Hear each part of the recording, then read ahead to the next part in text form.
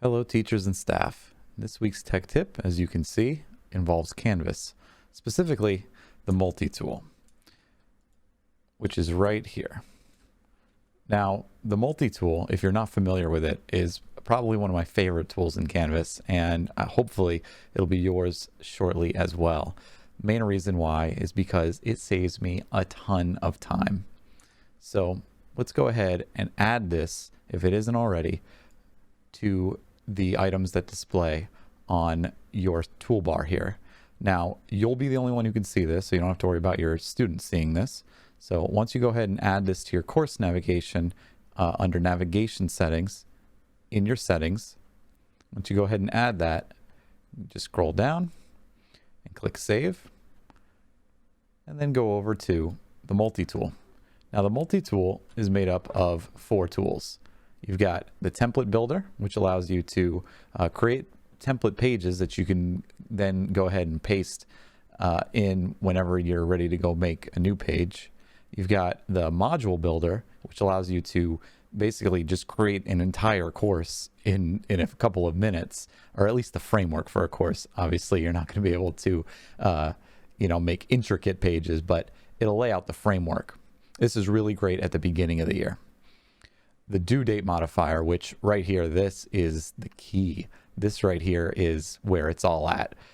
This allows you to change due dates without having to go into every single page, which until I found this tool, and which you might be doing now, it's what I did. I had to go into every individual assignment and change dates, which, if you've got one class, you've got a class that has multiple sections, but they cross over from an A day to a B day.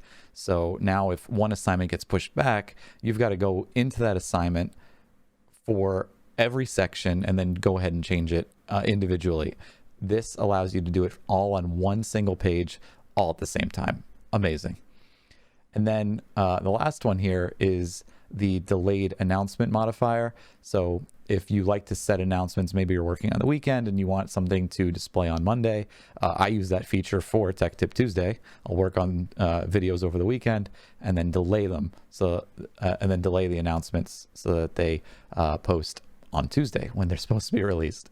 This is a great tool for that. You can also bulk delete announcements if you do multiple announcements every week, and then now we're getting towards December. Maybe you want to go ahead and delete some of those old ones to free up some space.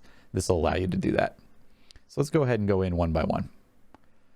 All right, so the template builder is the first one. This area right here I don't use too much, just allows you to set a front page, but there are other ways of doing that when you create a new page and then you go over to modules. So you're probably used to doing that way as well if you've never heard of the multi-tool, so it's fine to just keep doing that.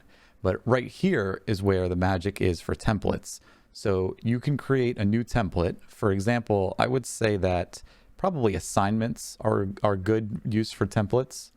So if you go and you create a new template assignment, and then you can edit this. So now this is your template, and you can leave the title as template. But let's just say, for example, that I like to send my students over to there's lessons on the Autodesk Academy, which is what I like to use for learning different engineering CAD tools on Autodesk. So I might want a template that would say, go to autodesk.com, and I would finish filling out the rest of this and saying something like, go ahead and do the lessons from X to Y and so forth, and fill that out. And then if these lessons, or if this assignment rather, is say always 10 points, I can go ahead and fill that out as being 10 points. Of course, it's going to go into assignments, and you can just do all your settings here and then save this template. And once everything is filled out the way you want it to be, this is now your template in the multi-tool, and you can now use this as a framework for all of those assignments. So you don't have to go rebuild them all the time. They're always the same way each time. I don't do this too much for anything else, just because discussions and pages and quizzes, they just change too often. But maybe you do have a framework that you like and you hate constantly building everything from scratch. The templates here would, creating a template for those assignments or those quizzes might help you out a lot. So the next one in the multi-tool is the module builder. As I said before, this is really good for the beginning of the year. So if you know that you'd like to call all of your modules, say units, so you can go ahead and call that unit whichever. You can create, if you already know from your lessons from the other year that, in one quarter, you're going to have 5 units. Well, you can go ahead and put 5 there. You can choose the starting number. So like, let's say if you have a sandbox for quarter 1, 2, 3, and 4, then you can go ahead and once you've done quarter 1, and that's units 1 through 5, and then quarter 2 is another 5, you can have this one start at 6. I hope that makes sense. But let's just assume we're starting from scratch here. And then we can go ahead and we can start to add items. So we can add, say every unit starts with, probably not an assignment, right? But let's say it starts with a page, which is going to go ahead and have some lesson in it. And then maybe after the lesson, you have your students do a discussion. And then you have some other lesson and then a quiz.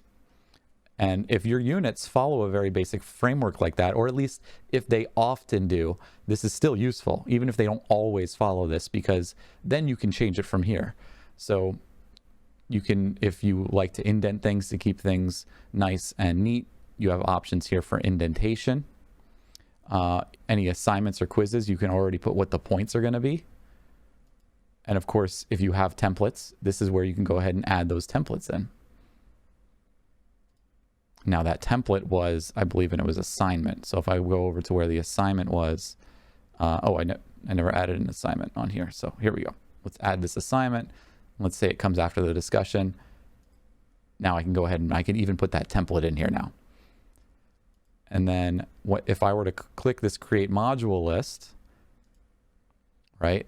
Now you can edit each module individually, starting with unit 1, 2, 3, 4, and 5, because we added 5.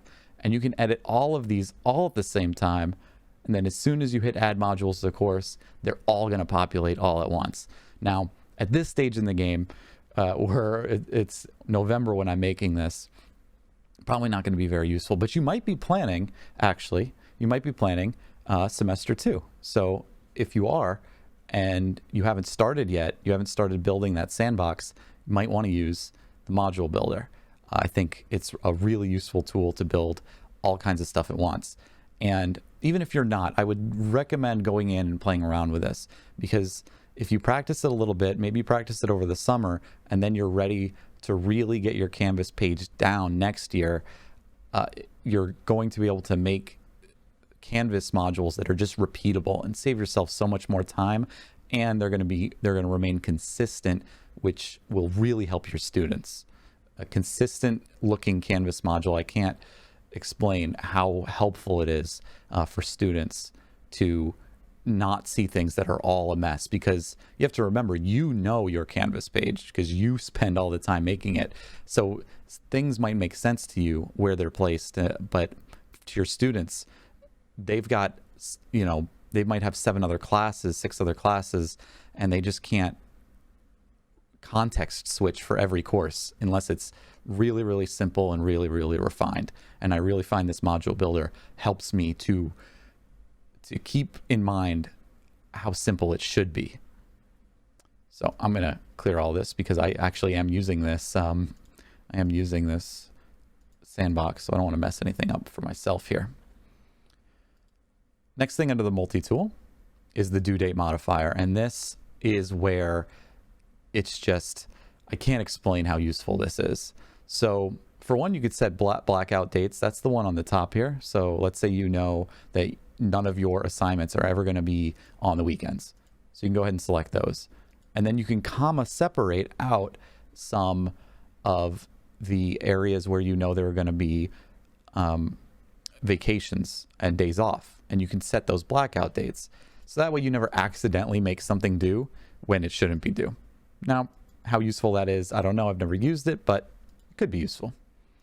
Setting default times. Now, by default, everything becomes available first thing in the morning and then is due first thing at night when you initially set an assignment or a quiz or something, right? You can change that. So let's say that you want things to be due, to become available when school starts, right? Let's say at 7:30 a.m. and you want things to be due when school is over. We'll be generous and give them 20 minutes and let's say 3 p.m. There we go. And we can do that. And then same thing. And then, we can lock things at a certain time. And with the quizzes, we can show answers. Let's say you like to show the answers at the same day, but only at the end of class. Same thing. You can change that to 3 p.m., so on and so forth. This is actually pretty useful for changing things up, because usually it's only in college when things are due at midnight. I like to discourage that. I like things to be due right at the end of class. So bulk updates is a little complicated, and I'm going to get back to that because I really want to show everybody this right here. And this is where you can go ahead and change due dates. So you can ignore what I've got going on here because this is a sandbox that I'm working on. But hopefully you can just imagine, right, that the usefulness of this just by seeing what I'm seeing here, which is all of your assignments. You can change the due dates right here. They're in a giant table. When I had found out that this existed, at first I was sad because I wanted to know why it took me so long to find this. But then I was very happy because no longer do I have to go into every single individual assignment and change things when things get backed up. When you've got that fire drill or class just isn't quite on the ball and your lesson took a little longer than you thought it was going to, and you need to just push some dates back. Going into every single assignment and pushing dates back is just, it can take an hour or longer. This I'm done in a few minutes, and I click save and everything is finished. So very useful here. So going back up to bulk dates here, you can basically just check things off that you want to just adjust all automatically. So again, let's say you needed to adjust everything, every single due date. You could go ahead and just check due date and add, let's say you wanted to push every due date back 3 days. Click adjust date, done. Everything that you have that needs to be pushed back is pushed back. Absolutely amazing. All right. Same thing here. You can push back dates in just a slightly different way. Here you will push back days that you can push days back that are on a specific date. So let's say you have a whole bunch of assignments for whatever reason, they're all due on the 19th, and you want to push them back 3 days. So there you go. Every assignment that's due on the 19th will now get pushed back 3 days. And then this last one here, you can make all of your assignments due on a specific time or date. I don't know why. I've never used this. And maybe I just don't know exactly how that one works. I'll admit it. I've never used this one. So I can't really speak too much about it. I'd have to test drive that before I went into more detail about that one. But regardless, the one you're going to be using the most right here is this, because you just need to go in, you need to target a few dates and push them back. Absolutely amazing. And then if you ever have to push everything back, you're going to go ahead and use this first one. Push back. Just select what you need to select. Usually it's the due date. Push it back however many days, and all the dates get pushed back. Absolutely fantastic time saver right there. Last but not least is the delayed announcement modifier. Again, you have blackout dates if you don't want to ever accidentally schedule an announcement to happen on the weekend, because our students are not reading their announcements on the weekends. We can go ahead and do that. And of course, like before, clear out any of the vacation days that they've got, because no one's reading announcements on vacation days either. Same thing, you can set default times for when all the stuff you want to post. Let's say you want to post announcements first thing in the morning. Go ahead and change that to 7:30. No big deal. And just like before, you would need to push back things by a certain amount. You can do it right here. And then of course you can bulk delete a bunch of your old announcements as well. So I don't have any announcements on here because it's a sandbox. I like to do that once my course is actually published. But down here, if I had some dates, they'd all be there and I could adjust further settings from there. So I went over these somewhat quickly, but I think a lot of them, if you're already used to Canvas, these should be pretty intuitive. If you need any further clarification, please go to the homepage on Tech Tip Tuesday, and you can fill out that little survey. There's a spot in there for if you have any further questions, you can ask, and I'll get right back to you on email. It's all attached to your email. Again, if you enjoy Tech Tip Tuesday, please, please, please share it with colleagues, especially colleagues at other schools. That really, really helps. And if you just have any feedback, that same form on that homepage, if you'd like to tell me that I'm doing a great job, maybe there's something that needs to be improved. I'm trying to sound a little bit more natural, and I'm really trying to tighten up some of these videos. Some of them were 10, 15, 20 minutes, and some of these are 5. So I'm really trying to just get nice and concise. So you can let me know if you appreciate that, or maybe I'm cutting out too much. Let me know on that feedback form. Every little piece of feedback seriously, seriously helps. Thank you so much for watching, and I will see you not next week because it is going to be Thanksgiving, but the week after. Take care.